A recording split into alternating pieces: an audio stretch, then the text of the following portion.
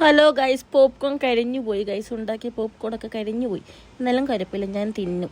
എനിക്ക് normally flavour ഇല്ലാത്ത popcorn എന്തോ ഇപ്പോൾ ഇഷ്ടമല്ല. പണ്ടേ പോപ്കോൺ തിന്നത്തില്ലായിരുന്നു, ഇപ്പം ഫ്ലേവർ വന്നതിന് ശേഷം ഫ്ലേവറുള്ള പോപ്കോൺ തിന്നും. അങ്ങനെ പോപ്കോൺ തിന്നു. ചായ കുടിച്ചില്ല, ചായ വേണ്ടാന്ന് വിചാരിച്ചു.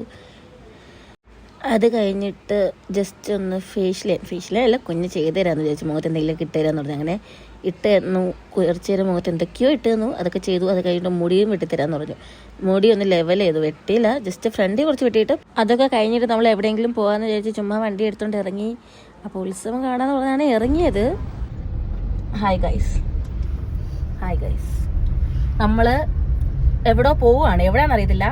ഐസ്ക്രീം കുടിക്കാന്ന് പറഞ്ഞ വീട്ടിൽ നിന്ന് ഇറങ്ങിയേ. ഒറ്റ മൈൻഡ. എവിടെയാന്ന് അറിഞ്ഞൂടാ. ഉത്സവം ഉണ്ടെങ്കിൽ ഉത്സവം കാണാൻ പോവും, ഐസ്ക്രീം ഉണ്ടെങ്കിൽ ഐസ്ക്രീം കുടിക്കും. എന്തുണ്ട് കടയിൽ ഫുഡ് ഉണ്ടെങ്കിൽ ഫുഡ് കഴിക്കും. ഫുഡ് കഴിച്ചു ഓൾറെഡി.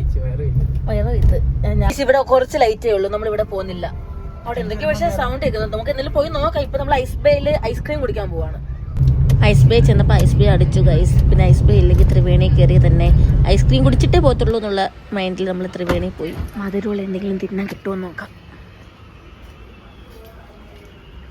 ഐസ്ക്രീം കിട്ടി. കട ഇപ്പോൾ അടച്ചതിനെ ജസ്റ്റ് മിസ്സിന് കിട്ടി.